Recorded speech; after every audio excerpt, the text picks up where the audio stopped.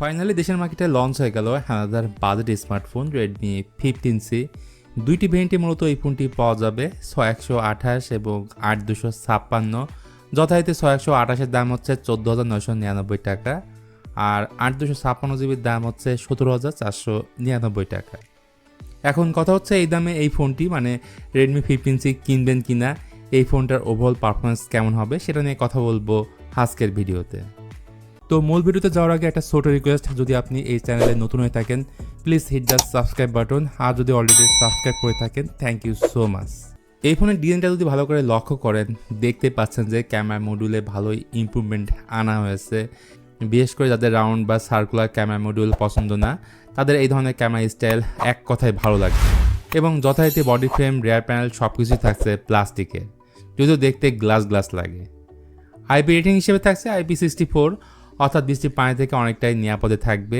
সাথে কালারগুলো অনেক ইন্টারেস্টিং, কারণ 4টি কালারই 4 ধরনের ইউজারকে আকর্ষণ করবে। এটার থিকনেস হচ্ছে 8.2 মিলিমিটার এবং ওজন হচ্ছে 205 গ্রামের মতো, যা ওজনের দিক থেকে কিছুটা বাল্কে লাগবে, কারণ এর মধ্যে 6000 mAh এর লার্জ ব্যাটারি ব্যবহার করা হয়েছে। সব মিলে এই ফোনটার বিল্ড কোয়ালিটি যথেষ্ট স্ট্রং বলেই আমার কাছে মনে হয়েছে। যাই হোক, ডিসপ্লে হিসেবে এই ফোনে থাকছে 6.9 ইঞ্চের একটা IPS LCD প্যানেল। এটা AG+ প্যানেল, যার কারণে রেজলিউশনে কিছুটা ঘাটতি থাকবে। যখন ডিসপ্লের খুব কাছ থেকে দেখবেন বিষয়টা তখন ক্লিয়ার বুঝতে পারবেন। এবং এই ডিসপ্লের মধ্যে 120 Hz রিফ্রেশ রেট রয়েছে। আর যারা মিডিয়া কনজাম্পশন করতে চান তাদের জন্য আমি বলবো এটা একটা আদর্শ ডিসপ্লে, কারণ ডিসপ্লে সাইজের দিক থেকে অনেক বড় আছে, ইমার্সিভ একটা এক্সপিরিয়েন্স পাওয়া যাবে। তবে উপরে থাকা ডিড্রপ নচটা আপনার কাছে মোটেও ভালো লাগবে না, এটা হচ্ছে এই ফোনের মেইন প্রবলেম। আরেকটি ভালো দিক হচ্ছে এই পুরো ডিসপ্লেকে পরিবেশন করছে কর্নিং গোরিলা গ্লাস 3, যেটা রেডমি 14C-তেও আমরা দেখেছি। এখন যদি আমরা এই ফোনটার পারফরমেন্স সেগমেন্টে আসি, এটাতে কিন্তু ব্যবহার করা হয়েছে মিডিয়াটেকের হেলিও G81 আলট্রা, যেটা প্রিভিয়াস মডেল রেডমি 14C-তেও ইউজ করা হয়েছে। সেই জায়গা থেকে আমি বলবো পারফরমেন্সে তেমন কোনো পার্থক্য পাবেন না। সাথে থাকছে 6 এবং 8GB র্যাম, 128 এবং 256GB স্টোরেজ, এবং স্টোরেজ টাইপ হিসেবে এতে থাকছে eMMC 5.1। আমার মনে হয় এই জায়গাটা ইমপ্রুভমেন্টের দরকার ছিল।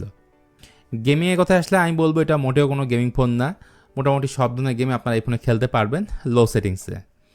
তাছাড়া এই ফোনটা রান করছে HyperOS 2 বেসড অন Android 15-এ। আর HyperOS কেমন সেটা নিয়ে নতুন করে বলার কিছুই নেই, তবে আমার এক্সপিরিয়েন্সটা কিন্তু অনেক ভালো HyperOS-এর সাথে। এনিওয়ে, এই ফোনের রিয়ারে টোটাল 2টা ক্যামেরা সেন্সর পাওয়া যাবে। প্রাইমারি সেন্সর হিসেবে থাকছে 50 মেগাপিক্সেল, পরেরটা একটা QVGA, এবং ফ্রন্টের দিকে আছে 8 মেগাপিক্সেলের সেলফি ক্যামেরা। ক্যামেরার রেজাল্ট নিয়ে বললে অনেক ছবি তোলা হয়েছে ফোনটার রিয়ার ক্যামেরা দিয়ে, সব ছবি আমার কাছে এভারেজ মনে হয়েছে। ভালো লাইট পেলে ভালো ছবি তুলতে পারে, তবে সেলফি ক্যামেরা 8 মেগাপিক্সেল হওয়াতে ইমেজ কোয়ালিটি আমার কাছে খুব একটা ভালো লাগেনি, যেখানে রেডমি 14C-র ফ্রন্ট ক্যামেরায় ছিল 13 মেগাপিক্সেল। সো ফ্রন্ট ক্যামেরার দিক থেকে এই ফোনটা একটু হলেও পিছিয়ে থাকবে। তাছাড়া ভিডিও ক্ষেত্রে সামনে এবং পেছনের ক্যামেরা দিয়ে সর্বোচ্চ 1080p 30fps এ ভিডিও রেকর্ড করা যাবে। এখানে EIS বা OIS এর কোনোটাই নেই। যাদের বড় ব্যাটারি দরকার তাদের জন্য রেডমি এই ফোনে দিয়েছে 6000 mAh এর ব্যাটারি, যেটা আপনাকে লম্বা সময় ব্যাটারি ব্যাকআপ দিবে। আর দ্রুত চার্জ করার জন্য 33 চার্জারটা ফোনের বক্সে পাওয়া যাবে। সো আমি বলবো যাদের বাজেট 14,000 টাকার আশেপাশে তারা চাইলে এই ফোনটা দেখতেই পারেন।